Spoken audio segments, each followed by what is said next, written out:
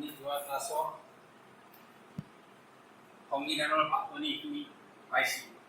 আজি আমি সংবিধানৰ আদৰ্শ এইখিনি আলোচনা কৰিম। এতিয়া কথা হ'ল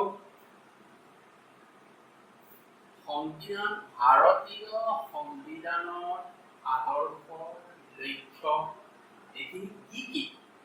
আমি সংবিধান এখন পোৱাৰ পিছত ইয়াৰ আদৰ্শ আৰু লক্ষ্য জানিবলৈ হ'লে সংবিধানৰ প্ৰস্তাৱনাটো আমি লক্ষ্য কৰা উচিত।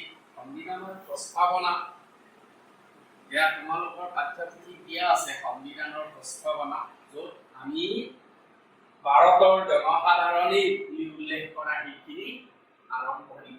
গতিকে সংবিধানৰ আদৰ্শখিনি কিছুমান বিশেষজ্ঞসকলে ক'ব বিচাৰে যে সংবিধানৰ এই প্ৰস্তাৱনাখিনি সংবিধানৰ আত্মা, ইয়াৰ আদৰ্শখিনি সংবিধানৰ আত্মা, বিবেক, কনসায়েন্স আৰু দুৱাৰদলি ত্ৰিশূল, তাৰপিছত চাবিকাঠি কি এইখিনি উল্লেখ কৰিছে সংবিধানৰ প্ৰস্তাৱনাত। যেনেকে কিতাপ এখনৰ আৰম্ভণিতে আমি পাতনি বুলি পাওঁ, সেই ঠিক তেনেকৈ সংবিধানৰ প্ৰস্তাৱনাটো সেই সংবিধানৰ পাতনিৰ সদৃশ। যেনেকে সংবিধানৰ প্ৰস্তাৱনা আছে তেনেকে কিতাপ এখনৰ পাতনি লিখা হয়। এই পাতনি কিতাপখনৰ ভিতৰত কি কি উল্লেখ আছে বিষয়বস্তু তাৰ সম্যক সেই পাতনিখিনি দিয়া থাকে। ঠিক তেনেকৈ সংবিধানৰ, ভাৰতৰ সংবিধানৰ এই প্ৰস্তাৱনাটো পাতনিৰ দৰে। সংবিধানৰ ভিতৰত উল্লেখিত বহুখিনি পাতনিৰ দ্বাৰা প্ৰতিবিম্বিত হয়। যেনেকে এই সংবিধানখন, ভাৰতৰ সংবিধানখন, ইয়াৰ পাতনি যিটো আত্মা, কনসায়েন্স অৰ্থাৎ বিবেক, দুৱাৰদলি, চাবিকাঠি বুলি উল্লেখ কৰিছে। লগতে ইয়াৰ এই সংবিধানৰ প্ৰস্তাৱনাটো আদৰ্শ, দৰ্শন আৰু লক্ষ্য ইয়াত পৰিস্ফুট হয় যেতিয়া সংবিধানৰ এই প্ৰস্তাৱনাখন চোৱা যায়।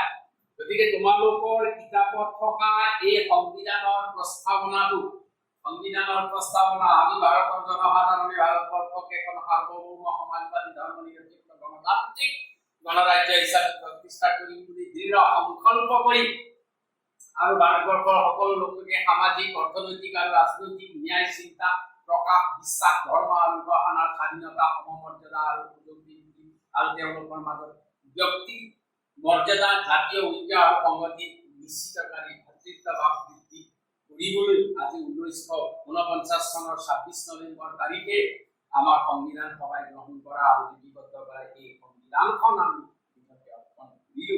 এই বুলি পাতনিখনত লিখা আছে।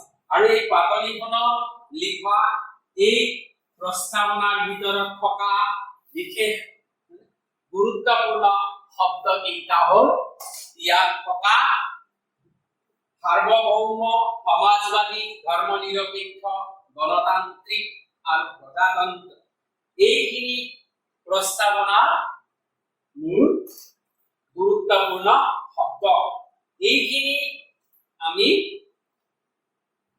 প্ৰস্তাৱনাৰ যোগেদি বা প্ৰস্তাৱনাটো অধ্যয়ন কৰিলে সংবিধানৰ ভিতৰত থকা এই কথাখিনি ইয়াত প্ৰকাশ পায়। গতিকে তোমালোকেও এই সংবিধানৰ প্ৰস্তাৱনাটো চাবা, পঢ়িবা আৰু মুখস্থ কৰিবা। ই ভৱিষ্যতৰ কাৰণে কামত আহিব। গতিকে এইখিনি আজি পাঠ উল্লেখ কৰিলো আৰু আজিৰ পাঠত এইখিনি জনাৰ লগে লগে আমি কিছুমান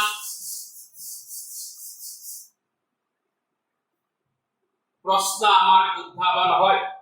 যেনেকে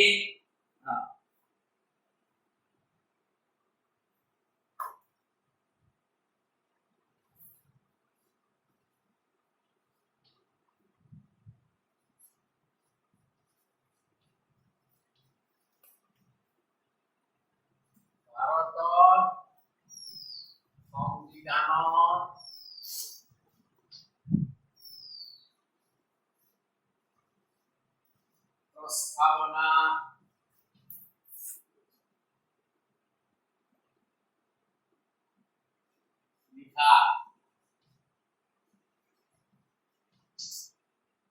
এই প্ৰশ্নটো তোমালোকে গৃহকৰ্ম হিচাপে কৰিবা আৰু যোৱা পাঠত মই গৃহকৰ্ম হিচাপে এটা প্ৰশ্ন দিছিলো সেইখিনি তোমালোকে হোৱাটছআপৰ যোগেদি মোলৈ পঠিয়াই দিবা আৰু এইটো তোমালোকে লিখি মোলৈ পঠিয়াই দিবা আৰু মই কেইদিনমান আমাৰ শ্ৰেণীসমূহ হোৱাৰ পিছত পৰীক্ষা এটা ল'ম তেতিয়া তোমালোকে এই প্ৰশ্নবিলাক চাবা এই প্ৰশ্নবিলাকৰ যদি আমি পৰীক্ষা ল'ম গতিকে ভাৰতৰ সংবিধানৰ প্ৰস্তাৱনা এইখিনি আমি মূল যিখিনি কথা সেইখিনি আহিলে ইয়াৰ পিছত ভাৰতৰ প্ৰস্তাৱনাত থকা গুৰুত্বপূৰ্ণ শব্দকেইটা সাৰ্বভৌম সমাজবাদী ধৰ্মনিৰপেক্ষ গণতান্ত্ৰিক আৰু প্ৰজাতন্ত্ৰ এই বিষয়খিনি আমি পিছৰ শ্ৰেণীত পুনৰ আলোচনা কৰিম